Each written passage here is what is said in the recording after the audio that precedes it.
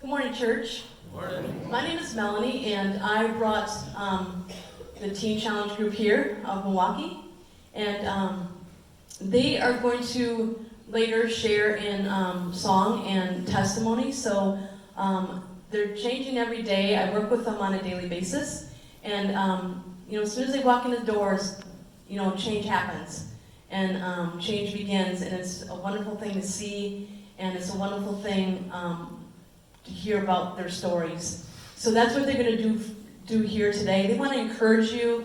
They want to just motivate you that Jesus is real and He changes lives. So they're a pure testimony of that, and they want to share a song with you. They do choir practice every week. They have lots of energy. They have great songs that they just want to share with you to motivate you, to get you going. Clap along, sing along. They love the encouragement. They love you participating with them.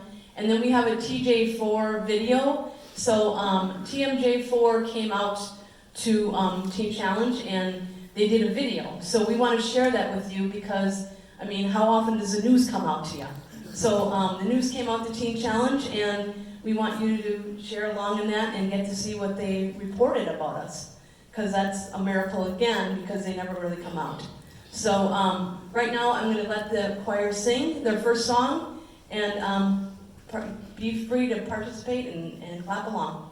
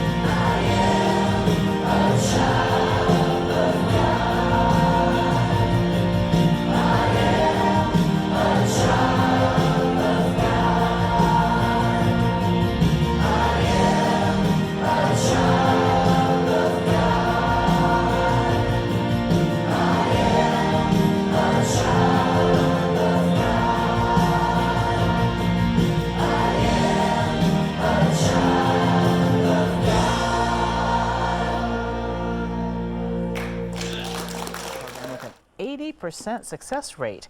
It's remained largely under the radar. Former President George Bush once called it this area's best kept secret. Katie Crowther is here to shine a light on it. Katie. Yeah, Carol, right now about 60 people are staying in 2 rehabilitation homes run by the Adult and Teen Challenge at no cost. As Southeast Wisconsin battles an opioid epidemic, the organization's hotline is getting 10 to 20 calls a day for help. Organizing these racks of clothes has deeper meaning for Carol Suflo. This job represents recovery.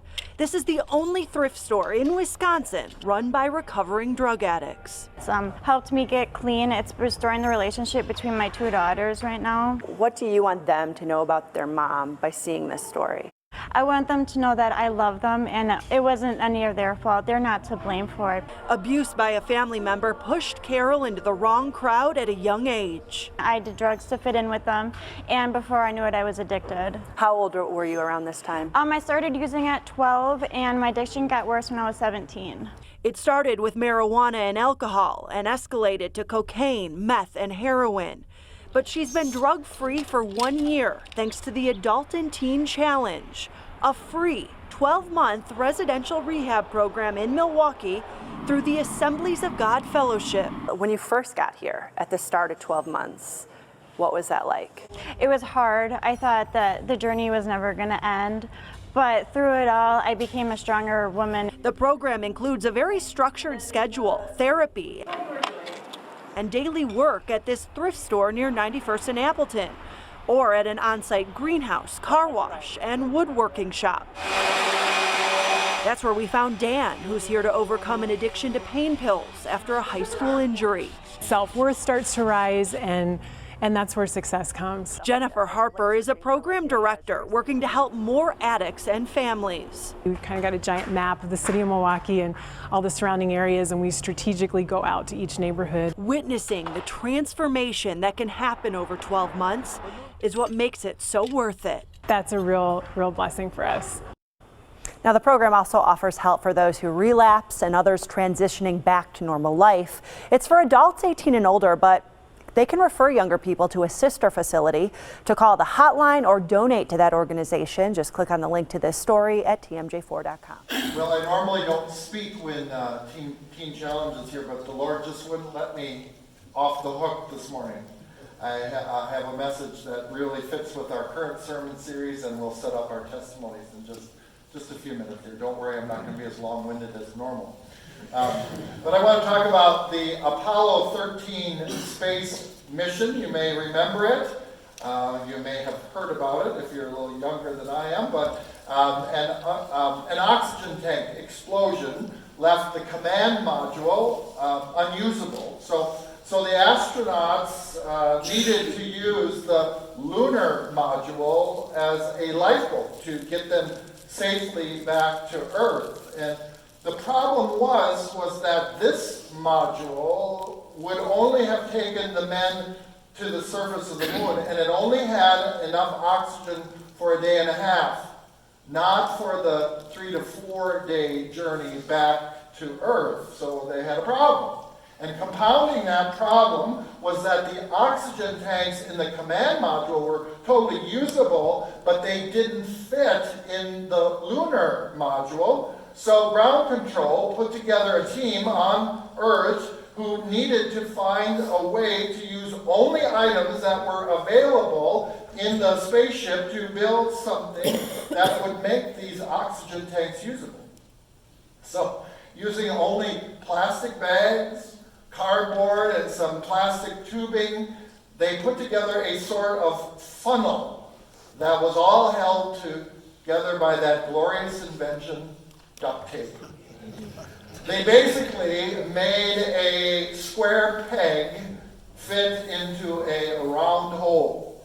Now, I tell you this story this morning to celebrate first the God-given intelligence of these people who send these people out into space, but I also tell you this story so that we realize a human tendency that we all have, and that is we really like to fit square pegs in round holes. Now, for the month of January here at River Valley, we are looking at what it means to be wholehearted. Yeah, we are going to be full and completely wholehearted when we eventually come to stand before Jesus. It will happen just like that. But I truly believe that God wants us to start experiencing wholeheartedness, wholehearted completeness right now, even in the midst of the storms that life throws at us. As we spoke about last week, ever since Adam and Eve made the choice to live in disobedience to God, there has been a deficiency in the human heart. Now, I'm not talking about our physical heart, although some are in better shape than others, but our spiritual heart, the seat of our thoughts, the seat of our mind, our will, and our emotions. This deficiency has been described as a God-shaped hole. This God-shaped hole concept states that every person has a void in their heart, in their spirit, that can only be filled by God.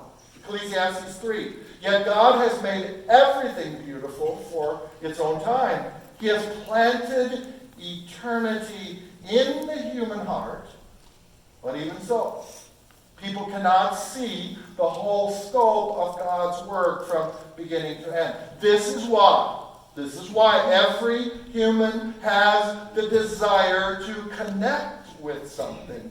And we believe that something is God. And whether they like this idea or will even admit that there's something missing, it's still the truth. This desire, this emptiness, it can only be filled by God. That's why it's called a God-shaped hole. The problem, though, is that humanity, people, ignore this hole, or they attempt to fill this hole with things other than God. Sadly, too many people spend their lives looking for something other than God to fill their longing for meaning. Some people use business. Some people use their families, sports, alcohol, drugs, business, sex, possessions, food, entertainment, even education. You name it. Humanity has attempted to fill the heart with cheap seconds rather than filling that God offers through a relationship with Jesus. Just as a square peg cannot fill a round hole, neither can the God-shaped hole inside each of us be filled with anything other than God. Only through a personal relationship with God, through faith in Jesus Christ, can this God-shaped hole be filled and the desire for God be fulfilled.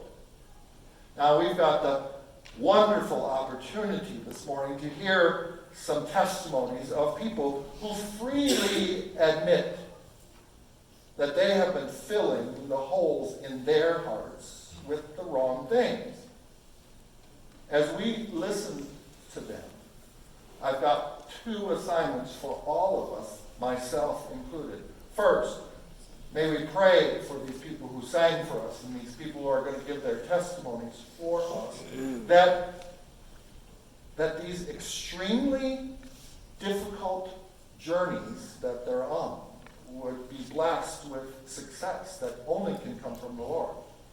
But at the same time, may we all examine ourselves and see if there are some cheap seconds that we are using to fill that God-shaped hole in our hearts that only Jesus can fill. So who's first?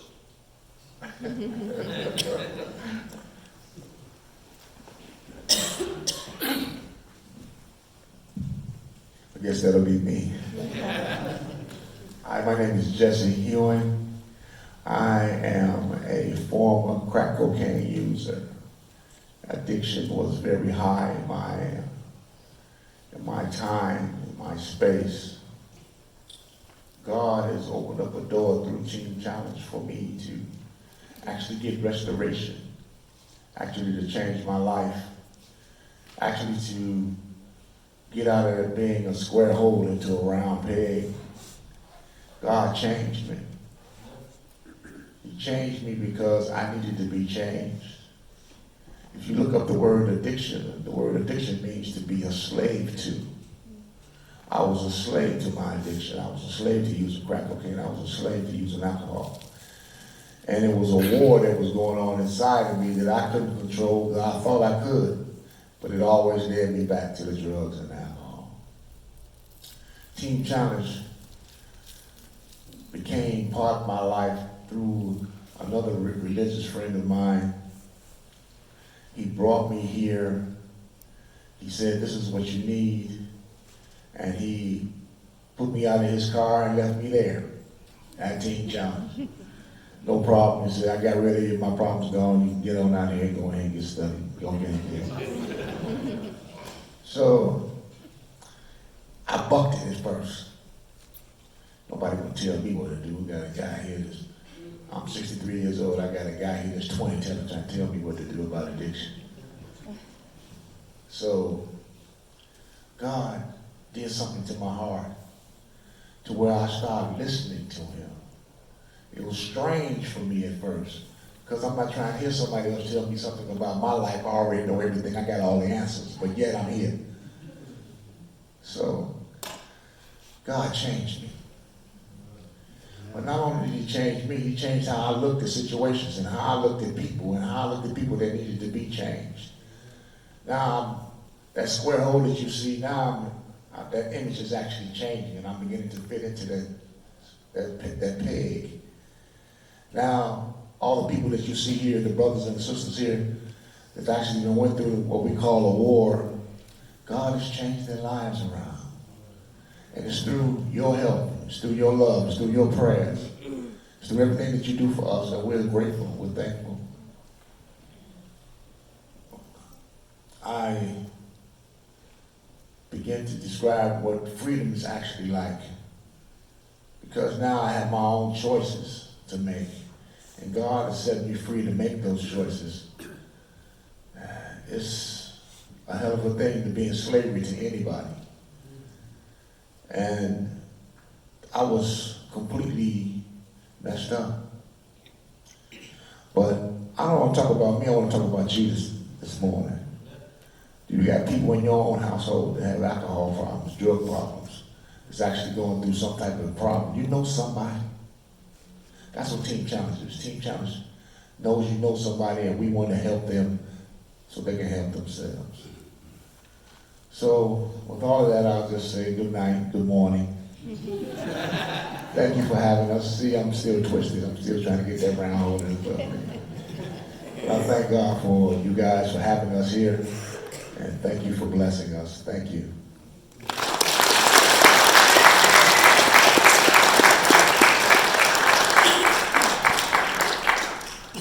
Hi, good morning. My name is Christine. I'm from Milwaukee. I'm 37 years old, and I grew up as a Catholic. Although I was forced to go through all the motions, I never understood how that possibly could do anything for my life. I had no idea what a relationship with Jesus was.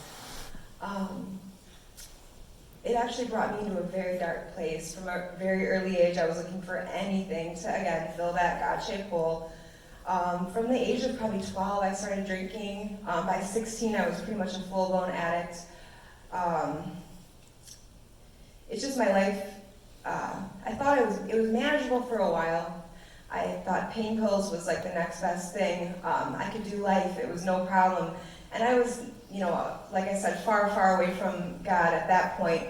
But then finally when Jesus came into my life and I got saved, I thought everything was great. This was about 12 years ago, like, oh, I can do this, but I still had it all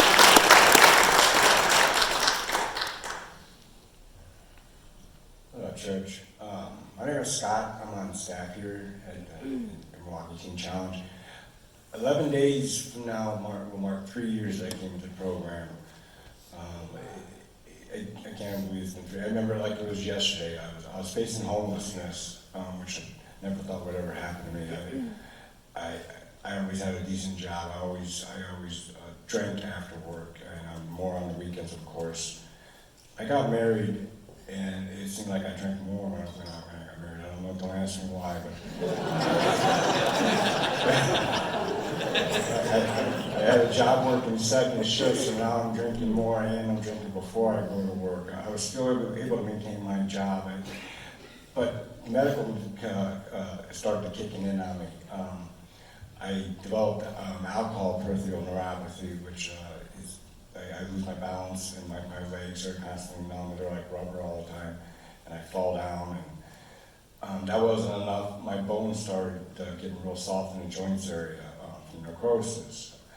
Because of all that, I've had to have, at separate times, both of my knees have been replaced, both my hips have been replaced. I even fell after my left hip surgery and broke my femur. Got a rod down here. I fell and broke my shoulder. I've had to have my shoulder replaced. And all these surgeries took place over 5 years before I came into Teen Challenge, and all I was doing was drinking and taking pain pills. You know, it was like I was looking forward to another surgery just to get some more pain pills. That's a sick feeling, but that's what it was like I didn't care. My wife and kids couldn't watch me do that to myself no more. They left me. That's where I came into Teen Challenge, facing homelessness, nowhere to go. I heard about Teen Challenge through one of my AOD counselors, and it's changed my life. Since coming into Teen Challenge, I'm a staff member now. I recently got my driver's license back, which I haven't had for 35 years. I'm getting my disability now, and I bought myself a car. I was recently named staff, so I moved out of the men's center after living there for almost 3 years. I have my own apartment now in Menominee Falls, and just God has blessed me so much through Teen Challenge. I want nothing more to work here for the rest of my life, part-time, and just give back and be a part of this place. Psalms 32:3 says, Lord my God, I cried to you for help and you healed me. You, Lord, brought me up from the grave and spared me from going on to the pit. Amen. As being part of staff, I'm in charge of the auto donation program. People call and donate their cars, vehicles, trucks, boats. I'll do the scheduling on that. That's one of the ways you can help us. The most important way you can help us is through prayer. We all got here somehow, some way, through a family member, friend, somebody at church praying for us to come into this program. We also have the Secret Thrift store, which you've seen on the video, located right next to the Men's Center on 91st Street. And the guys also make crosses. You've seen Dan. I went through the program with that fellow too. He's a great guy. Now David makes crosses. He's here today. We have crosses out there that he has made for sale, along with books and some more literature about our program. With that, that's all I have.